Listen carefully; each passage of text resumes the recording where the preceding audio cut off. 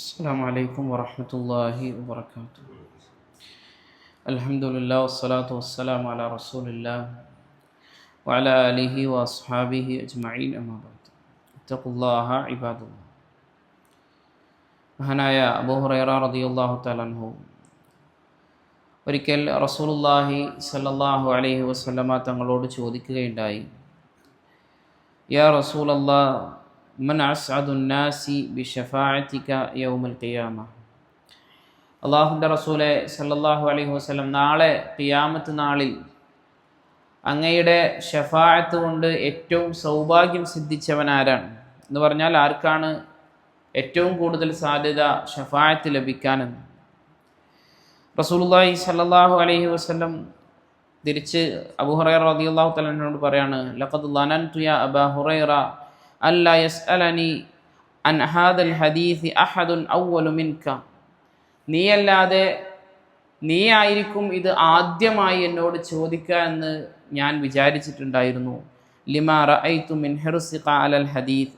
ഹദീസ് ഉദ്ധരിക്കുന്നതിൽ, ഹദീസ് പഠിക്കുന്നതിൽ താങ്കളുടെ താല്പര്യം കാരണത്താൽ ഞാൻ വിചാരിച്ചിട്ടുണ്ടായിരുന്നു ആദ്യമായി എന്നോട് ഇത് ചോദിക്കുക താങ്കളായിരിക്കും. എന്നിട്ട് റസൂലുള്ളാഹി സ്വല്ലല്ലാഹു അലൈഹി വസല്ലം അതിൻ്റെ മറുപടി പറയാണ്, അസ്അദുൻ നാസി ബിശഫാഅതി യൗമൽ ഖിയാമത്തി മൻ ഖാല ലാ ഇലാഹ ഇല്ലല്ലാഹ് ഖാലിസൻ മിൻ ഖൽബിഹി ഔ നഫ്സിഹി. റസൂലുള്ളാഹി സ്വല്ലല്ലാഹു അലൈഹി വസല്ലം പറഞ്ഞു, അസ്അദുൻ നാസ്, ജനങ്ങളിൽ ഏറ്റവും സൗഭാഗ്യം സിദ്ധിച്ച ആള്, ബിശഫാഅതി, എൻ്റെ ഷഫാഅത്ത് കൊണ്ട് സൗഭാഗ്യം സിദ്ധിച്ച ആള്, യൗമൽ ഖിയാമത്തി, ഖിയാമത്ത് നാളിൽ, മൻ ഖാല ലാ ഇലാഹ ഇല്ലല്ലാഹ്, ആരാണോ ലാ ഇലാഹ ഇല്ലല്ലാഹ് എന്ന് പറഞ്ഞത്.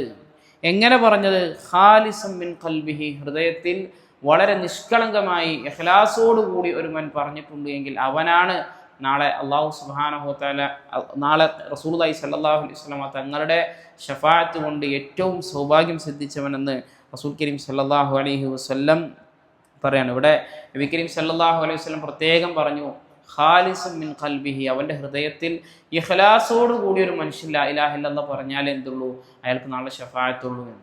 ഇവിടെ നമ്മൾ മനസ്സിലാക്കേണ്ട കാര്യം, ദുനിയാവിൻ്റെ ഏതെങ്കിലും ലക്ഷ്യങ്ങൾക്ക് വേണ്ടിയിട്ടോ അല്ലെങ്കിൽ അറാദുകൾക്ക് വേണ്ടിയിട്ടോ ഒക്കെ നമ്മൾ ലാ ഇലാഹ ഇല്ലല്ലാഹ് പറയുകയാണ് എങ്കിൽ ആ ലാ ഇലാഹ ഇല്ലല്ലാഹ് ഒരിക്കലും നാളെ ആഖിറത്തിൽ ഉപകാരപ്പെടില്ല. അതുപോലെ തന്നെ ലാ ഇലാഹ ഇല്ലല്ലാഹയുടെ തേട്ടങ്ങൾ എന്തൊക്കെയാണ്, എന്താണ് ലാ ഇലാഹ ഇല്ലല്ലാഹ് പറഞ്ഞാൽ എങ്ങനെയാണ് ഞാൻ ജീവിക്കേണ്ടത്, എന്തെല്ലാം കാര്യങ്ങളാണ് ഞാൻ വിശ്വസിക്കേണ്ടത്, എന്തെല്ലാം കാര്യങ്ങളാണ് ഞാൻ വിശ്വസിക്കാൻ പാടില്ലാത്തത്, ഇതിനെക്കുറിച്ചൊക്കെ വളരെ കൃത്യമായി പഠിച്ച് ഇഖ്ലാസോടുകൂടി പറയുമ്പോൾ മാത്രമാണ് നാളെ ആഖിറത്തിൽ റസൂലുള്ളാഹി സ്വല്ലല്ലാഹു അലൈഹി വസല്ലം തങ്ങളുടെ ഷഫാഅത്തിന് നമ്മൾ അർഹരായി തീരുകയുള്ളൂ.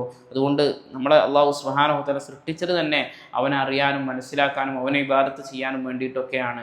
അതല്ലാതെ ദുനിയാവിൻ്റെ പിറകെ ഓടി ദുനിയാവിൻ്റെ കാര്യങ്ങൾ പഠിച്ച് ദുനിയാവിന് വേണ്ടി ജീവിച്ച് മരിക്കാൻ വേണ്ടിയിട്ടല്ല, നേരെ മറിച്ച് അള്ളാഹുവിനെ അറിയാനും മനസ്സിലാക്കാനും പഠിക്കാനും വേണ്ടിയിട്ടൊക്കെയാണ്. അപ്പോൾ ആ ഒരു മാർഗത്തിൽ ഒരു ദിവസം കുറഞ്ഞൊരു സമയമെങ്കിലും ദീനിൻ്റെ കാര്യങ്ങൾ പഠിക്കാനും പ്രത്യേകിച്ച് ഈ തൗഹീദിൻ്റെ കാര്യങ്ങൾ പഠിക്കാനും മനസ്സിലാക്കാനും ഒക്കെ നമ്മൾ സമയം കണ്ടെത്തുക. അല്ലാഹു സുബ്ഹാനഹു വ തആല കാര്യങ്ങൾ കൃത്യമായി മനസ്സിലാക്കാനും അതനുസരിച്ച് ജീവിതത്തിൽ പ്രാവർത്തികമാക്കാനും എല്ലാമുള്ള തൗഫീഖ് നമുക്ക് ഏവർക്കും നൽകി അനുഗ്രഹിക്കുമാറാകട്ടെ. സുബ്ഹാനകല്ലാഹുമ്മ ബിഹംദിക അശ്ഹദു അൻ ലാ ഇലാഹ ഇല്ലാ അൻത അസ്തഗ്ഫിറുക വ അതൂബു ഇലൈക്.